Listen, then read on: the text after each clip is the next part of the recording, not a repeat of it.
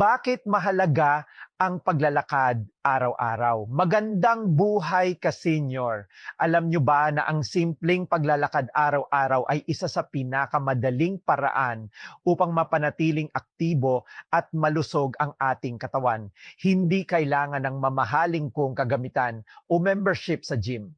Ang kailangan lamang ay ilang minutong oras, komportableng sapatos at ang kagustuhang alagaan ang ating sarili. Habang tayo ay tumatanda, mas nagiging mahalaga ang regular na paggalaw upang mapanatili ang lakas, sigla at kalayaan sa paggawa ng mga pang-araw-araw na gawain.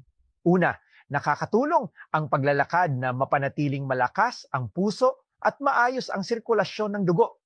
Pangalawa, ay maaari itong makatulong sa pagpapanatili ng tamang timbang kapag sinasabayan ng balanseng pagkain at aktibong pamumuhay.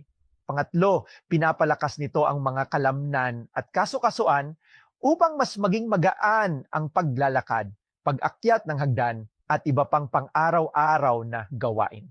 Pang-apat, nakakatulong ang regular na paglalakad sa pagpapabuti ng balance at koordinasyon na mahalaga upang mabawasan ang panganib ng pagkadulas o pagkahulog. Panglima, maaari nitong mabawasan ang stress at makatulong sa mas positibong pakiramdam. Maraming tao ang nakararamdam ng ginhawa pagkatapos ng maikling paglalakad. Pang-anim, nagbibigay ito ng dagdag na sigla at enerhiya upang maging mas produktibo sa buong araw. Pangpito, ang paglalakad ay maaaring makatulong upang mas maging mahimbing ang tulog sa gabi, lalo na kung ito ay bahagi ng regular na gawain.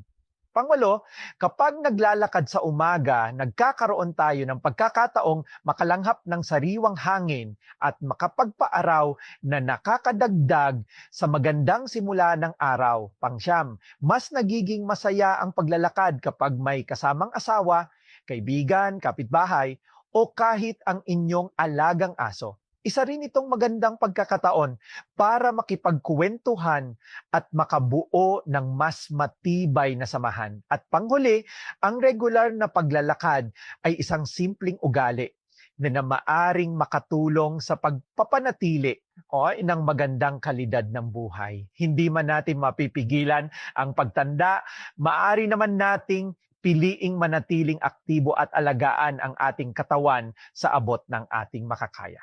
Ka-senior, tandaan natin na hindi kailangang mahaba o mabilis ang paglalakad. Ang mahalaga ay maging regular at gawin ito ayon sa inyong kakayahan. Kahit 20 hanggang 30 minutong paglalakad sa karamihan ng mga araw ng linggo ay maaring maging malaking hakbang tungo sa mas aktibo at mas masayang pamumuhay. Kung mayroon kayong iniindang kondisyon sa kalusugan, makabubuting kumonsulta muna sa inyong doktor bago magsimula ng bagong exercise. Hanggang sa muli, ka-senior, magandang buhay at God bless.